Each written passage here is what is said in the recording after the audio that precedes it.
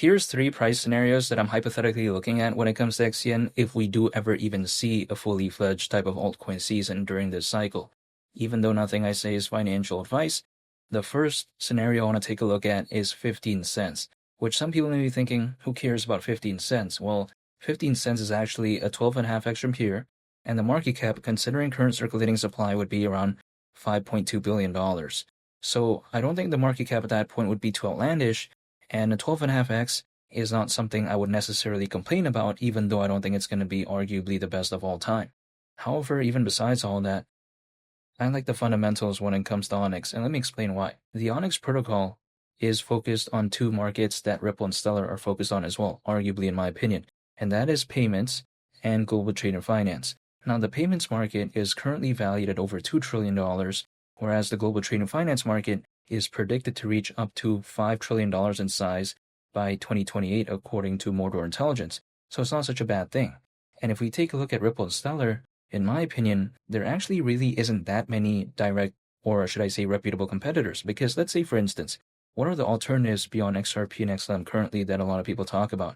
I think arguably there's 5, including XCN. Let me explain why. There's XCN, there's EBCN, there's also something called XPR, Swiftcoin, and as well as XDC. But I think beyond that, people don't really typically think about, hey, there's 20, 30, or 40 major competitors. Whereas if we take a look at NFTs, blockchain gaming, there's a lot of competitors there, right? It's very easy to name like 10 or 20 projects in those sectors, typically. But in this case, there really isn't that many, so I find that very unique, actually. And it's not like Onyx is just this, watered-down version of Ripple and Stellar. You have to take a look at what it's even trying to do. Like, for instance, we take a look at the things that they have going on when it comes to the wallet. I'll have to wait and see, though, but again, I like the direction when it comes to that. And also, some people may be thinking, okay, who cares about a wallet? Well, I think it's pretty cool nonetheless, because even though many projects out there do have it, Onyx, I think, has come quite a long way fundamentally, so I think it's a step in the right direction. And also, not to mention, we have to take a look at also something called Goliath. Goliath is intended to be this layer 1 blockchain for the world of finance, and the mainnet hasn't been launched yet, arguably. I mean, they're planning to launch the mainnet in Q1 of 2026, so it's still quite a while, and some people may be thinking, okay, if we're thinking about, a layer 1 blockchain for the world of finance, they may be thinking, okay, it's nothing really new. Like, for instance, if we take a look at the Stellar blockchain, which is very popular, and again, if I think about Stellar, I think about XLM, the Stellar blockchain is already very fast, right? It already has good, recognizability, I would say. It has, this sense of notoriety, and also on top of that, the adoption, I think, is not bad. So then, at the same time, some people may be thinking, okay, why do we need Goliath when it comes to Onyx? But again, we kind of have to consider that, first of all, there's not that many, famous competitors within the space that it's in, like, payments and global trade and finance. And also on top of that, it's not like there can only be one that does well. Like, for instance, is Ethereum the only layer 1 blockchain out there that is popular? No, right? I mean, there's many others out there. So it's nothing really, I think, that's going to be oversaturated, even though I think the Stellar blockchain is, of course, going to be bigger than that, arguably in the very near future. But then at the same time, I like the progression when it comes to Onyx, because if we take a look at the price chart when it comes to XCN, right? And, when it had that pretty good rally not too long ago, it wasn't like there was that many things to really kind of latch onto fundamentally. Now, arguably, I think there's kind of more to, for me to believe in, I would say.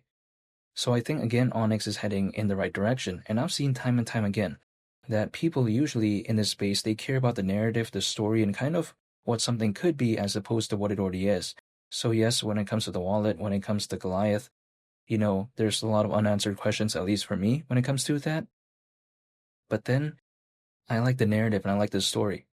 If everything was dependent on current adoption, I think many AI projects, many, blockchain gaming, metaverse, or whatnot, type of market sectors, or let's say even some AI projects, I think many of them that I do see wouldn't really be as massive as they are, because I think arguably a lot that I see don't really have that good of an adoption, right? So then, why are they still pretty massive? And I think it's because, again, it fits into the narrative, like the story, kind of the anticipation. So again, when it comes to the wallet, when it comes to Goliath, I like the story and I like the anticipation when it comes to that. Now, the second price scenario I want to take a look at is 20 cents. Now, I wouldn't find this too, surprising maybe if it were to ever even happen. It's because if it were to reach that price, considering current circulating supply, market cap would be around $7 billion. And we've seen XRP not too long ago reach a market cap of around 200 billion. So this isn't even like 5% of that. Not to mention it's around a 16.6x from here. I get it. Sometimes people like to say, oh, take a look at this microcap or something like that. But look, I'm not looking for a microcap. What I'm looking for is a project with a good community, with pretty good exchange listings, and kind of like a medium-sized market cap. Not too massive, not too small either, and XCN does fit that category for me, even though I'm not telling you to do anything, but this is just my outlook. Now, when it comes to the third scenario, that's 25 cents. Market cap at that point, considering current circulating supply, would be around $8.7 billion, give or take around a 20x from here. Now, some people may be thinking, okay, who cares about that? However, my outlook is this. XRP, let's say we assume market cap not too long ago, again, around 200 billion. Is that going to do around a 20x from where that was in the next 6 months? So, when people say, oh, why are you choosing XCN? Totally aware that, again, XRP is more popular, but I don't have this conviction that XRP could hypothetically do, let's say, around a 20x in the next 6 months, arguably. This is just my mindset. And also, we take a look at it, there seems to be this trend where beyond XRP and XLM, sometimes people are looking for a project that is kind of similar in nature to Ripple and Stellar, like, being focused on payments, global trade, and finance, but then at the same time, not really having such an outlandish market cap that is way too massive. And again, I've kind of seen a glimpse of that not too long ago when XCN had that really good rally before the pullback. So this is why I'm staying patient.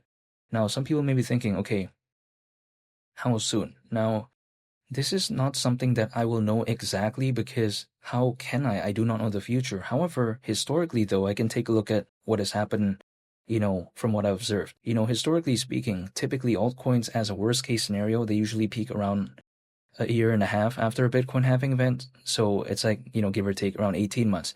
Now, 18 months from the last Bitcoin halving event, and this was back in April of 2024. So that's last year, right? We had, again, a year and a half, or should I say 18 months. On top of that, that would be around October this year. Is that a guaranteed date? I would arguably say no, because who knows, it may be different in each cycle. However, what I'm doing is staying patient, because I will not know the exact moment in time. It could happen maybe in November, December, Q1 of next year, maybe if it ever even does. So whenever it does, if it, let's say, maybe even does, I just want to do something that is within my control. And that is dollar cost averaging. So anytime I'm able to, I just dollar cost average hold and I just wait, that's it. And feel free to subscribe if you enjoyed this video. I greatly appreciate it. It's only the captain, and I'll catch y'all on the next one. I'm out. Peace. Bye.